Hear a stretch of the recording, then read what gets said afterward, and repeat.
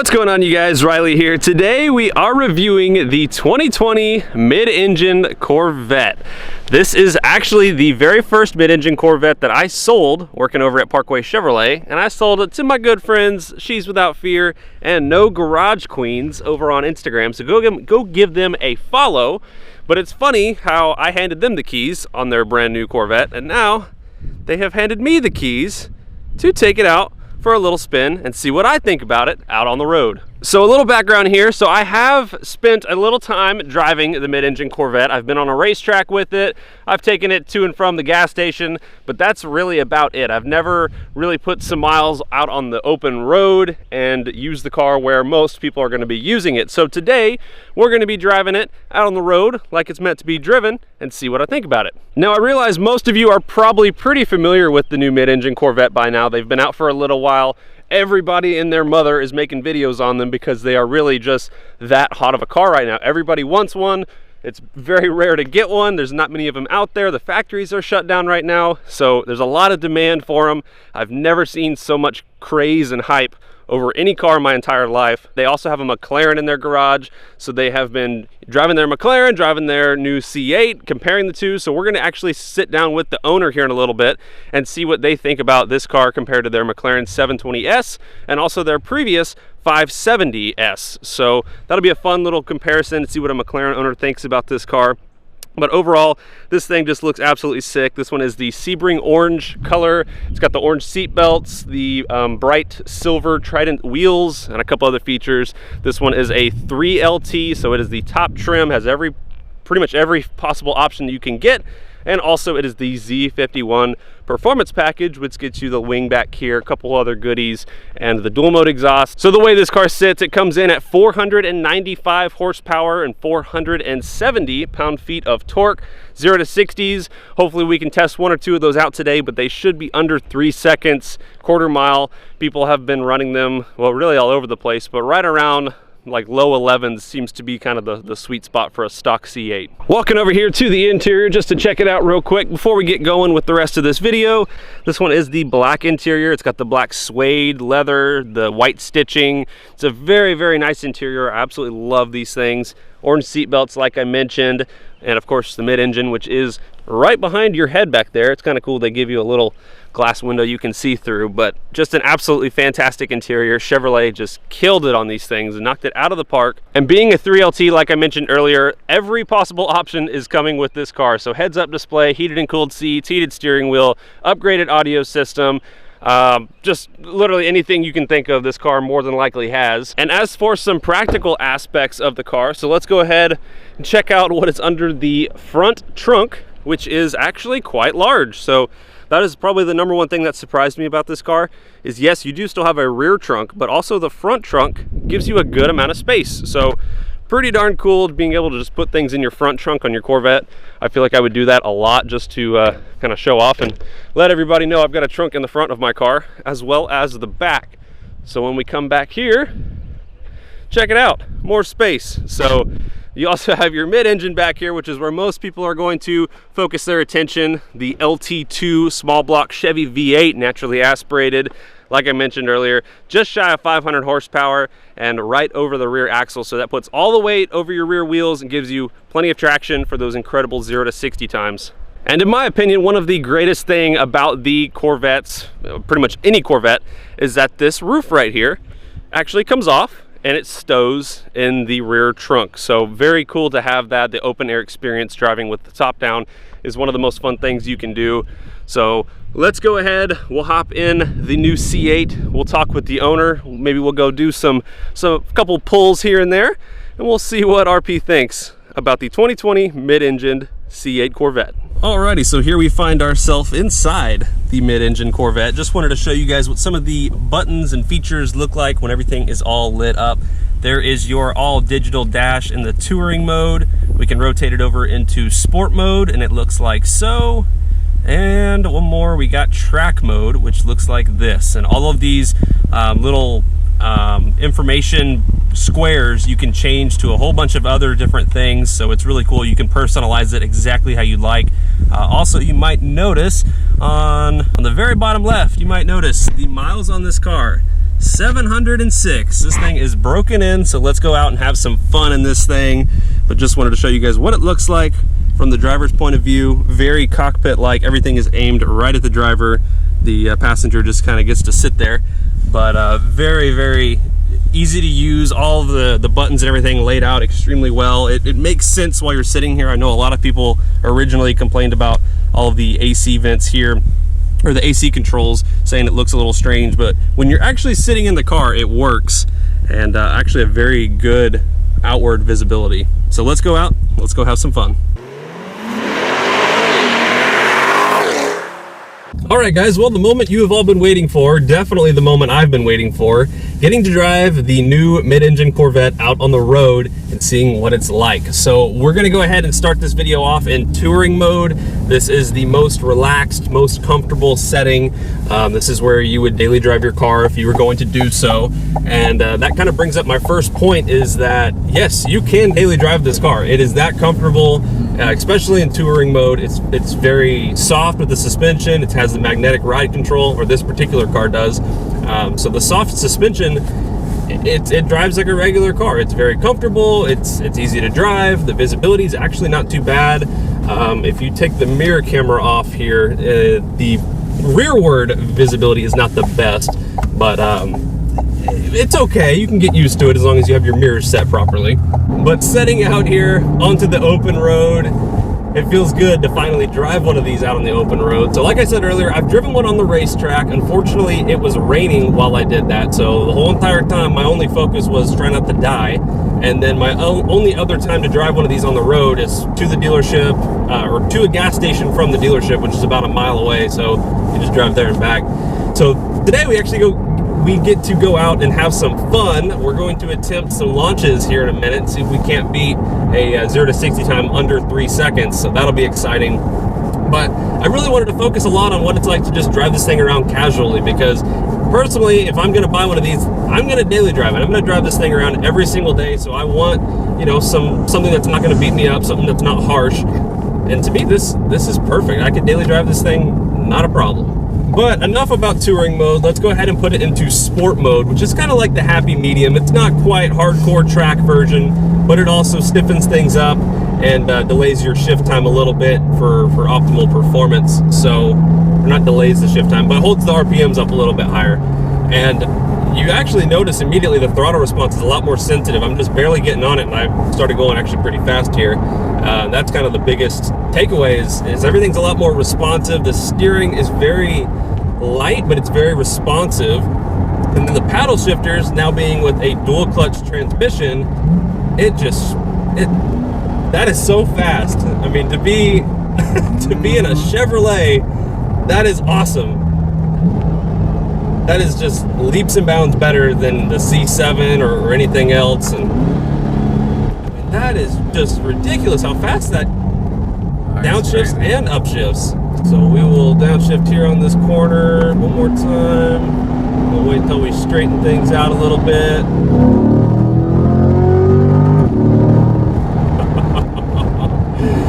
You know, for being only 495 horsepower, this car really is fast in that transmission. That is the best part about this car, is the dual clutch transmission. 100%. That is a game changer for Chevrolet.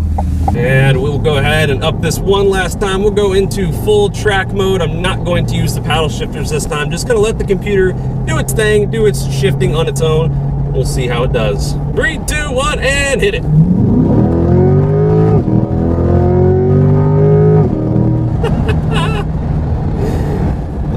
That transmission is by far the best part about this car. I mean, of course, everything else is great, but the transmission, that's the one thing after driving it you're going to notice immediately. It's a huge difference, not only just over the C7 Corvette, but over any car out there. I mean, this is right on par with the exotics. It's right on par with the PDK transmissions and the Porsches. In my opinion, it's right on par with everything way more expensive, and this is in a measly little Chevrolet. So kudos to the engineers over at GM. You guys have knocked this thing out of the park. That is awesome. So now you might be asking yourself, who is the awesome owner of this car? Well, ladies and gentlemen, this is No Garage Queens, my good friend Joe. So Joe, thanks for having me out here to drive your car today. No, thank you. Thanks for letting me drive it like it was intended to be driven. So exactly. The great thing about Joe is he's not afraid to drive his cars, hence the name No Garage Queens. So yeah, definitely check out She's Without Fear too. Yep. Literally, I think probably my wife could outdrive the majority of you. I don't disagree with that. It's so easy to drive fast. That's you can be at 100 and just cruising. Yeah, 100%. It's very planted. The one, I guess, downside to the car is there's not a lot of drama. So the C7 Z06, which is what you previously had, has a lot of drama. When you floor it, you're all over the road. It's exciting. It's crazy. This is still exciting. It just delivers that excitement in a different way. And this is a lot more refined. It's a lot more exotic feeling. So Joe, you've had a C7 Z06 in which you traded that car in for this one, and you currently also have a McLaren 720, which previously you had a 570. So all of those cars are very similar to this car in a lot of ways. What would you say is the best thing about this car? How does it compare to the McLarens? And would you say it's really that good, or are people overhyping this thing? I really don't think that's overhyped, but I would say that the number one thing that this car and all C7, C8s will have on a supercar is a heads-up display, period.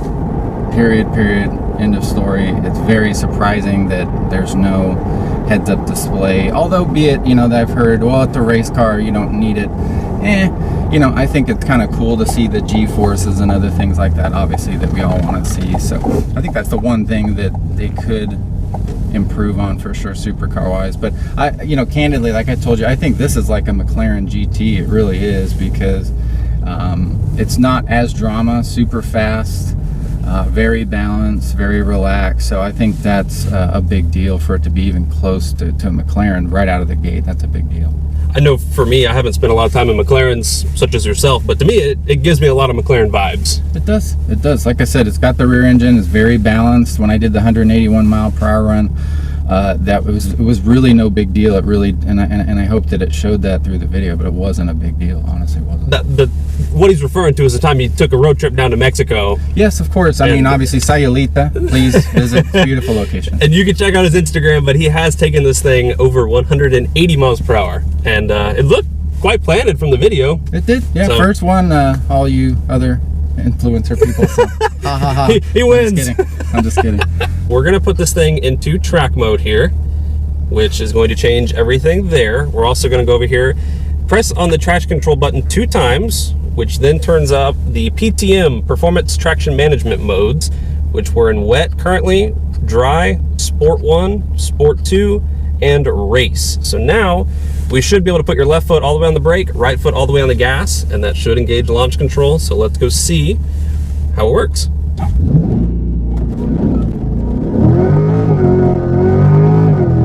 Yes, dude. 3.1 seconds on the very first 0 to 60. Wheel spin too. And wheel spin. Big time. So needs a little bit of warmth from the tires there, but the very first 0 to 60, just from somebody just hopping in, flooring it, seeing what it'll do, 3.1 seconds. No doubt in my mind, this thing will do 2s all day long as soon as you find a little bit better surface and have some heat in those tires. But 3.1, just effortless, just floor it and there you go, boom, done. No drama, it's just done. And I have no doubt in my mind that you're going to be trying this about 100 times this week. I was going to say. And I have no doubt you will be hitting the magical number of 2.7, which seems to be where people are maxing this car out, is 2.7 seconds 0 to 60, which is fast. But at 3.1 the very first time, that's not too far off. So I'll take it for a first timer. All right, can we get a 0 to 60 in the 2s? Let's give this a shot.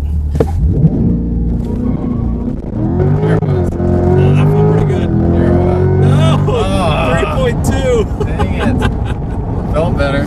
It's quick. Quick. 3.2, 3.1, 2.9, whatever. They're all fast. That's true. This thing is quick. It is a rocket from a dead stop. Chevrolet they knocked it out of the park. There's a lot of hype with this car. Don't get me wrong, a lot. Everybody thinks it's the greatest thing since sliced bread. For the price, it really is. I mean, there's not much that competes with it. Sure, that, you know, there's faster cars out there, Of course. but the amount of attention this thing generates as well. I mean, that dude just waved. We had people earlier, we were trying to film that beginning part, they were over taking pictures of it. No, he says compared to the McLaren, Yeah. what would you say in terms of attention? Right now, it actually gets more than the McLaren for sure, because of the That's newness crazy. and because of the rarity, I think, obviously, of this. So it's just amazing. And it's bright orange. True. That is true.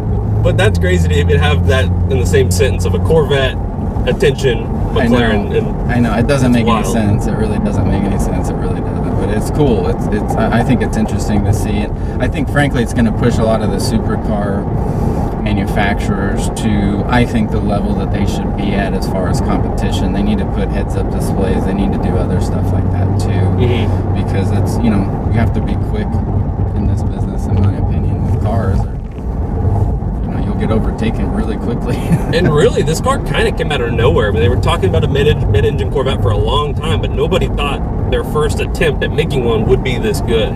True, and honestly, I was scared to buy it the first year because of that reason. Honestly, I was scared to think, well, you know, on YouTube or wherever, there's going to be people in the shop all the time, and of course they're going to turn them into Transformers. Right now, we decided not to do that. We just want to run it, you know, stock and see what it can actually do, Right. compared to the other ones, because that, you know, no one's doing it, I guess. But Yeah, right now it seems to be a race for everybody to have the first modified Corvette, but for you, really just seeing what it'll do stock and taking it to its full potential. I think that's awesome. Now, the last thing I do want to test out is, since this is a mid-engine, it's going to handle totally differently in the corners than a front-engine car. So, some of my favorite corners ahead of us, just before we close this video out, I want to take them, nothing crazy, just with a little bit of speed, and see how the weight transfer kind of feels. So, going into the first corner here, I've got everything in the sport mode. Really, there's not much body roll, and it's very planted. It's very easy to drive. You could take these corners so much faster, and the car will do it no fuss. And that's kind of cool. I mean, it's a really overkill for most people. This car is so good, and most people, 99% of people, will never take this car to its full potential, including myself. But I mean, that's just a casual little corner in it. No problem at all. It handles very, very well. And then the brakes are overkill. Wow. isn't that crazy? See how she fixed it? Did you see how she fixed that? Yeah. It's so easy. That's weird, dude. That's surprising from a car like this. This cheap of a car to have that much of a correction, and it's so smooth. Yep. There's no jerkiness when it corrects you. That's weird. The number one thing I hear is never buy a first-year car, never buy a first-year car. And I'm sure there's going to be little things that come up here and there. I saw in some forums that some paint was coming off a driver door because a screw was too long or something. It is, yeah. But, I mean, it is. yeah, you'll get those little things, but Yeah. really, for a first-year car, they knocked this thing out of the park. Chevrolet did a great job. The way everything meshes together, transmission, engine, suspension, it's a great bang for your buck where you can pick these things up at. It really deserves all the hype that they're getting right now, and it is a lot of hype, don't get me wrong, but it really is a great car, and I have nothing but positive things to say about this thing. It's definitely up there in terms of like top 5 vehicles I've ever driven, regardless of price. It's definitely up there. It's true. It's true. But Joe, thanks for letting me drive your baby today. I appreciate it. I mean, it's our pleasure. It's funny how it all goes full circle, from me selling it to you handing you the keys to you handing me the keys a couple weeks later and saying, hey, go have fun. So thank you. I appreciate it, man. It's our pleasure, and you know, we just want people to experience adrenaline. That's it. That's the number one cause of, I think, being a car lover, is to pass that on to other people. And we all love the same thing. We like to go fast, you know. Yeah. We know you know how to drive, so we don't mind handing you the keys. So, sometimes. But definitely go give them a follow. She's Without Fear and No Garage Queens 1 over on Instagram. They do all kinds of fun rallies, and they drive their cars. So all kinds of fun stuff on their channels. If you see them out in public, I have no doubt that they'd be willing to, you know, let you take pictures of their car, show you about it, let you sit in it. They're super kind. So yeah. Yeah, especially if you're kids at a car show, you're under 16 and you want to sit in a car, always hit me up. Always hear She's Without Fear. Always make sure and let us know, because We sat in cars when we were young. It changed my life. I sat in Lamborghini Countach one time when I was 16 years old, and it changed my life. And so here I am today. So please hit us up and let us give you the opportunity. So. And that's what it's all about, is getting the younger generation, you know, excited about cars. And I'm the same way. Yeah. Me being around them is what got me into them. And Yeah. I couldn't imagine my life without, you know, cars a part of it. So Otherwise, they might think Teslas are cool. we wouldn't want that. But seriously, I appreciate everything you're doing for the car community, and thank you for letting me drive this thing today. So I hope you guys have enjoyed watching this video. If it's your first time watching any of my videos, you know, please consider subscribing. Go check them out on Instagram and YouTube. Sheets Without Fear on YouTube as well. That's true.